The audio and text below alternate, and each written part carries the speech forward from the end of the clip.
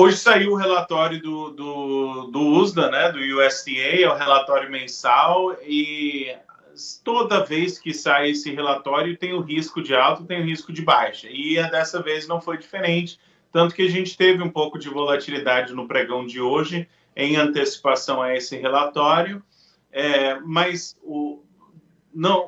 digamos que foi um chove não molha, né? Os números, os ajustes foram muito pontuais, reduziu um pouquinho a produção esperada de soja dos Estados Unidos, aumentou um pouquinho de milho, mas ajustes muito coisa pequena.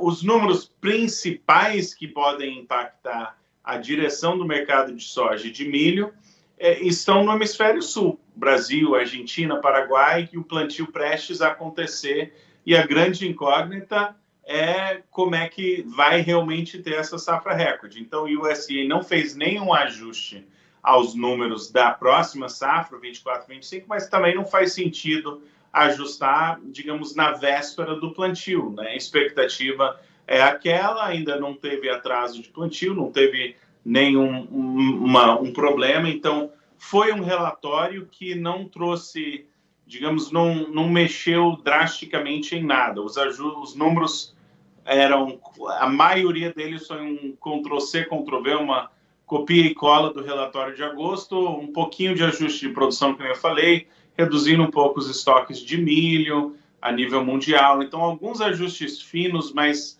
nada muito drástico. E a negociação de Chicago, para mim, foi interessante. Hoje, a gente testou aquelas altas, um pouco mais de volatilidade na alta, aí caiu, aí saiu o relatório, né? E ele, dependendo do vencimento, ele testou ali ficar negativo, mas ele recuperou e até terminou com uma certa força. Terminou próximo do meio da faixa de negociação, mas teve uma certa força. A soja em Chicago está em tendência de alta, continua em tendência de alta, e, pessoalmente, eu acredito que o que a gente está vendo são os especuladores tentando sair de suas posições vendidas. Então, toda vez que dá uma recuada no preço, eles estão se desfazendo de posição vendida, e isso, para mim, é a sustentação, digamos, pelos especuladores. O que traz sustentação é essa saída deles de posição vendida, eles não querem ficar do lado errado do mercado, tecnicamente em tendência de alta, e o quadro fundamentalista ainda está por vir. Nós não sabemos o plantio, mas os especuladores já estavam com uma posição enorme vendida, eles vêm reduzindo desde 9 de julho aos poucos a posição vendida, reduziram mais na semana passada, e a minha opinião que essa saída de capital deles, pelo menos por mais algumas semanas, deve trazer sustentação ao mercado.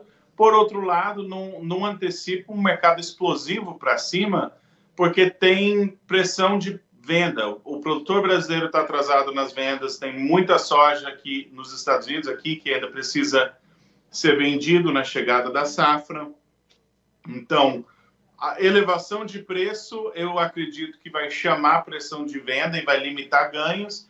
Da mesma forma, quedas vão encorajar que os especuladores saem de suas posições vendidas. Então, a minha opinião, né, não tenho bola de cristal, mas a minha opinião é que a gente vai estar dentro de uma faixa estreita de negociação, operando mais lateralizado, pelo menos por mais algumas semanas. Essa é a minha expectativa. Adoraria que fosse uma recuperação em V, que esse mercado explode para cima. Só para isso acontecer, eu acredito que a gente teria que ter o risco climático, dificuldade real na produção no hemisfério sul, Brasil ou Argentina, e nós não vamos ter isso nas próximas semanas. Mesmo se não plantar quando poderia plantar, é difícil você falar, começo de outubro já está atrasado, porque dá para tirar esse atraso, né? Então, se a gente começar a ficar muito atrasado no plantio, ou plantou e daí faltou chuva e tem que replantar, outubro ou novembro podem trazer uma narrativa de mais otimismo e uma aceleração de altas, na minha opinião, dependendo do plantio, mas eu acho improvável que isso aconteça no curto prazo. Então, sobrevivemos mais um relatório do USDA, sem grandes mudanças de expectativa. não há motivo necessariamente de grandes mudanças, tendo em vista todo o quadro, né? Não, digamos que estamos em um vácuo de notícias, né?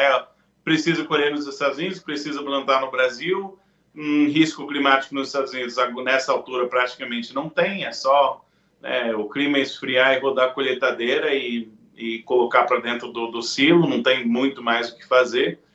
E em meio a esse vão de notícias, não tem muito que, digamos, balançar o barco. O relatório do USDA não trouxe nenhum ajuste que deixou o mercado desconfortável e a tendência parece hoje, assim, logo após sair o relatório, que a tendência é mais de um mercado lateralizado do que qualquer outra coisa. Vamos ver como é que a gente negocia semana que vem, né? O mercado tem a sua capacidade de sempre nos achar humilde, mas com o que nós sabemos hoje, e essa é minha opinião e o que a minha experiência diz é que nós vamos ter um mercado ali trocando de mãos, deixando o calendário passar sem dar muita opinião de preço e depois a gente pode ter uma mudança de paradigma, né? Um risco de plantio ou uma certeza que foi bem plantado, aí a gente pode ter um direcional mais definido, mas por hora né, ajustar as posições numa negociação lateralizada e deixar todo mundo entrar ou sair do mercado para depois dar a próxima rodada de tendência. Na minha opinião, esse é o momento que a gente vive hoje. Acho que o produtor brasileiro, né, ele tem visto oportunidades de negócio vindo do câmbio e tem visto oportunidades de negócio vindo do basis ou do prêmio. E algumas pessoas tiveram esses dois fatores já contribuindo com preços mais interessantes, movimentando volume. Então, não é que não tem oportunidades, mas isso que eu estou falando de uma faixa lateralizada. Digamos que o câmbio dá uma subida, o produtor brasileiro olha o preço em reais por saco e fala, deixa eu vender. Tá, vendeu soja por causa do câmbio, colocou um preço em reais por saca no bolso, que faz sentido, mas isso agregou pressão de venda em Chicago. Aí a pressão de venda em Chicago dá uma segurada no preço ou dá uma derrubada, aí o especulador fala, caramba, eu estou vendido, eles vão plantar lá no hemisfério sul, deixa eu reduzir um pouquinho a minha posição vendida, que eu não quero estar com tanta exposição. Aí ele vai lá, reduz a posição vendida, então ele recompra, né? Aí ele traz uma sustentação. Aí, né, enfim, sustentação, tal, não tá aí o produtor norte-americano fala, melhorou um pouco, deixa eu vender um pouco. Aí e por isso que eu acredito que o mais provável no futuro próximo é essa oscilação dentro de uma faixa meio limitada e esses inventários trocando de mão, ou no físico ou no papel, ajustando esse mercado, a oferta e demanda trabalhando, mas dentro dessa faixa estreita. Nível de preço até o fim do ano, nível de preço para a próxima safra, na minha opinião, está muito cedo para a gente ter uma ideia de níveis de preço ou para a próxima safra, ou até mesmo entre aqui e o fim do ano, falando nível de preço em Chicago, nível de preço até mesmo reais por saco. Tem muitas incertezas ainda pela frente, especialmente nesses dois componentes do preço, na minha opinião.